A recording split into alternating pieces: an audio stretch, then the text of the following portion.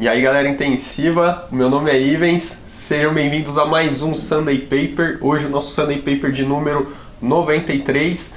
No Sunday Paper de hoje a gente vai falar entre a relação da mobilização precoce com a melhora do pulmão do nosso paciente, artigo publicado na Respiratory Care agora esse mês, que tem um fator de impacto de 2,066. Bom, não é novidade para ninguém que as complicações são bastante comuns na UTI, entre elas as complicações neuromusculares e respiratórias, e que tem fatores de risco bastante conhecidos, como a própria doença crítica, a ventilação mecânica e a imobilidade. E a posição deitada está entre esses fatores de risco aí para as complicações, porque ela afeta a ventilação e a perfusão, diminui o volume pulmonar, aumenta a resistência, contribui para a hipoxemia e o uso do oxigênio, né? Aumento da necessidade de uso de oxigênio pelos nossos pacientes. Então, apesar de ser a posição que o paciente mais permanece na UTI, ela também está associada a complicações.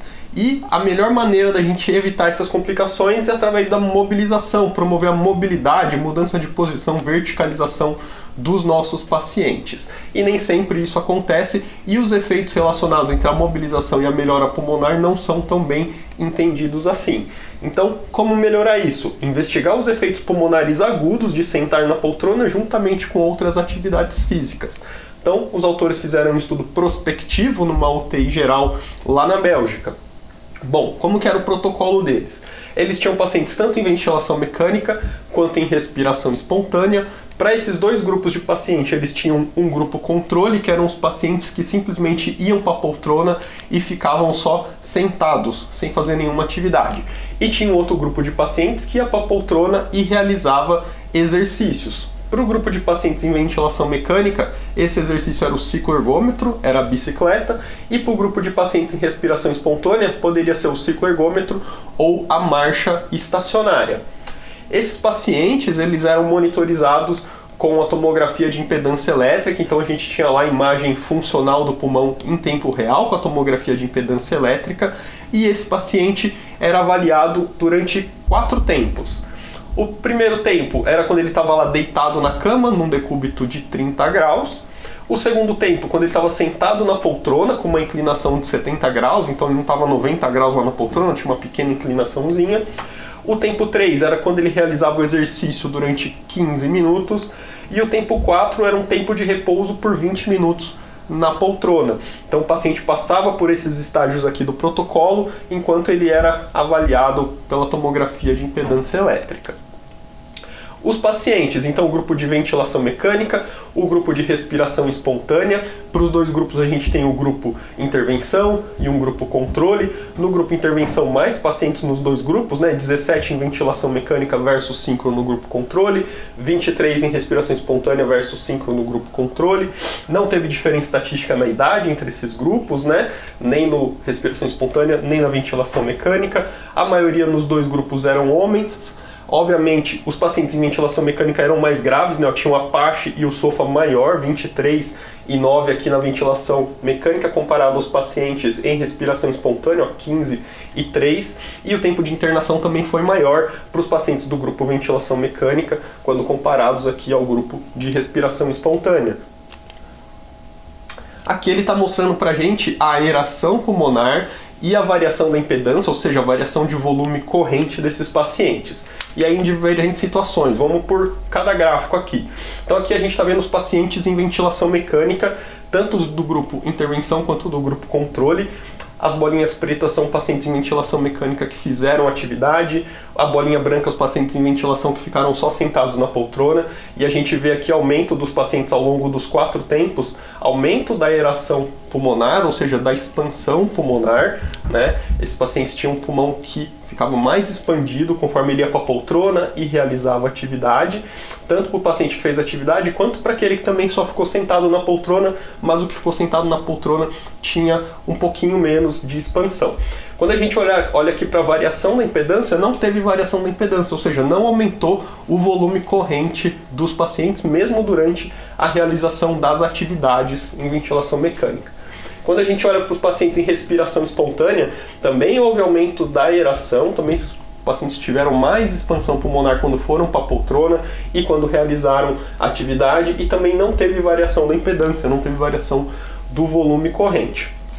Aqui a gente vê a diferença entre o paciente em ventilação mecânica que fez o cicloergômetro ativo e passivo. A bolinha preta é o paciente que fez de forma ativa. Então vê como a aeração pulmonar aumenta muito mais, né, quando comparado a um paciente que fez passivo, né? O paciente que fez passivo, na verdade, nem houve aumento aqui da aeração pulmonar, e a impedância, né, a variação da impedância, a variação de volume corrente só ocorreu para o paciente que fez ativo, mas também de forma bem discreta. Para os pacientes em respiração espontânea, eles podiam fazer cicloergômetro de membros inferiores, membros superiores ou a marcha estacionária, e não teve diferença nem na aeração e nem na variação da impedância entre essas três atividades. Aqui a gente está vendo a diferença de como que foi essa mudança do padrão de aeração e ventilação comparando a parte anterior ou posterior do pulmão. Os pacientes em ventilação mecânica que fizeram atividade, eles expandiam, né, eles alteravam mais a parte anterior do pulmão comparada à posterior e comparado ao grupo controle aqui, né, que não teve diferença. Os pacientes em respiração espontânea eram diferentes. Eles mudavam mais a ventilação da parte posterior. Então, quem estava em ventilação mecânica alterava mais a parte anterior e quem estava em respiração espontânea alterava mais a parte posterior, mostrando diferença aí para quem está em ventilação espontânea e para quem está em ventilação mecânica.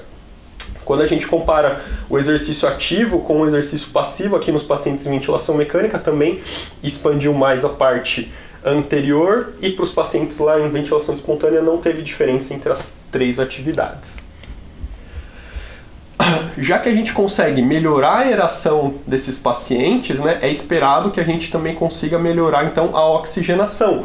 E ele mostrou isso aqui. Ele dividiu aqui em dois grupos de pacientes, aqueles que tinham relação abaixo de 200 e pacientes que tinham relação acima de 200. Para os dois grupos de pacientes, houve melhora na relação PO2-FO2, ou seja, na oxigenação, mas para quem tinha uma relação acima de 200, a melhora foi muito discreta, não deu diferença estatística, e para quem tinha relação abaixo de 200, essa melhora já teve diferença estatística. Isso é explicado quando a gente olha aqui para a aeração, a melhora da aeração desses pacientes, que é mostrada para EELI, né, que é o valor de impedância pulmonar no final da expiração, ou seja, o quanto esse pulmão está expandido ou não. Olha como aumenta discretamente aqui a aeração no final da expiração, né, para o grupo de pacientes que tem PO2 acima de 200, e como essa melhora na aeração é muito maior para os pacientes que têm relação abaixo de 200, explicando uma maior diferença na relação PO2-FO2 entre antes e depois do exercício. Então, conclusão. Os achados indicam que a posição sentada, associada aos exercícios precoces, foi um método eficaz para aumentar a aeração e oxigenação pulmonar, especialmente naqueles pacientes com PO2 e FO2 mais baixa e aqueles que realizam exercícios ativos. Então, quando a gente fala que não dá para separar a fisiomotora de fisiorrespiratória, é isso, que você não precisa fazer exercício respiratório para melhorar o pulmão do seu paciente, é isso. Tira o seu paciente do leito, o pulmão dele vai responder, vai melhorar, vai ficar mais aerado, vai ter mais oxigenação e assim você vai ter um resultado muito melhor otimizando o seu tratamento. Então, já deixa aquele joinha, se inscreve no canal se você ainda não é inscrito, clica aqui na setinha, compartilha com os amigos e deixa o seu comentário. Qual que é a rotina de vocês? Vocês ainda fazem exercício respiratório ou vocês tiram o paciente do leito? E eu vejo vocês no próximo Sunday Paper. Até lá!